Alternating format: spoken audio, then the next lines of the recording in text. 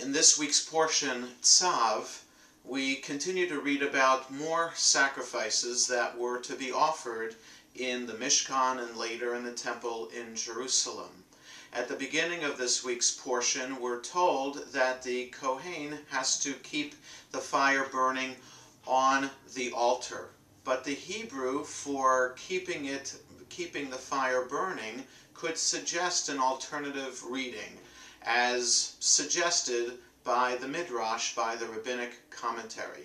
It says, Ve'esh al hamizbeach tukad bo. The fire on the altar should be kept burning on it. The word bo meaning on it. But the rabbis understand that it could also mean the fire should be kept burning in him, meaning in the Kohen, in the priest who is tending the fire. And that leads to a very fascinating understanding of what the work of the Kohen has to be. In other words, there are so many sacrifices and rituals that the Kohen and all the Kohanim have to do as part of the worship service. And it could just become a matter of ritual, a matter of rote, without thinking about what they are doing.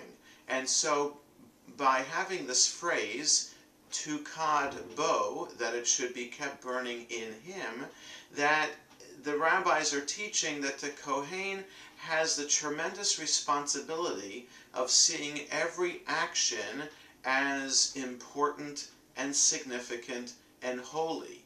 In other words, the Kohen has to feel motivated by everything that he is doing in order to make the sacrifice something inspirational, both for himself and also for the person bringing it. We can imagine an actor on the stage performing the 20th in a series of 100 performances, and that could be a matter of rote. We could imagine all of us in our respective jobs and chores that we do, seeing it as just a matter of habit.